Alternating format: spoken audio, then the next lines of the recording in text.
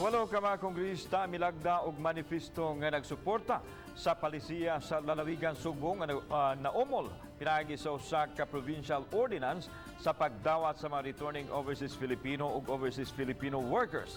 Ani ang report.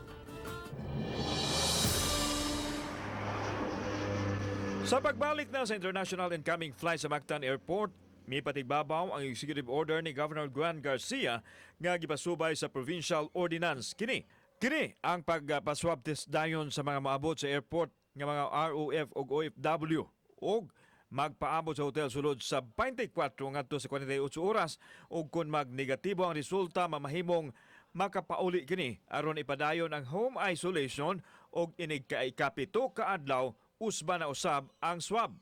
Samtang ang tagalaing probinsya iswab test ug mamahimong mistar sa hotel, inig negative mamahimong makapauli silang tagsa-tagsa ka probinsya ug didto na magpadayon sa ilang quarantine period. Ang lakang ni Governor Juan Garcia gisuportahan sa 7 ka mga kongresista sa mga distrito ug usa ka party list representative. Naglakip kini nilang Eduardo Gulia sa 1st District, Wilfredo Caminero sa 2nd District, Deputy Speaker Pablo John Garcia sa 3rd District, Janice Rimbangon sa 4th, Emery Uano Dizon sa 6th, Peter John Calderon sa 7th District ug Sunny Lagun sa Ako Bisaya Party List. Gihimugatan nila ang pagrespeto sa rule of law diin gihimo ang EO pinasubay sa provincial ordinance ug ang pagrespeto sa local autonomy. They are the legislators. And so more than ever, they recognize what the law is.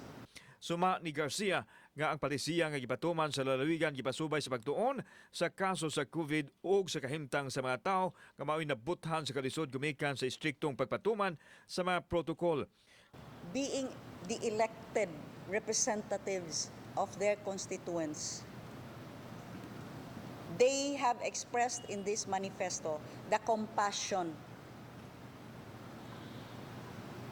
for their own constituents and have abided by their sacred duty. Gidugang sa gobernador nga wa niya supaka ang mga lagda kun dili mipatuman og gamay lang nga kausaban tungod og alang sa pagpasayon sa mga OFW ug ROF nga naglisod ng daan. Kauban si Cleofer Lumayag, ako si Alan Domingo.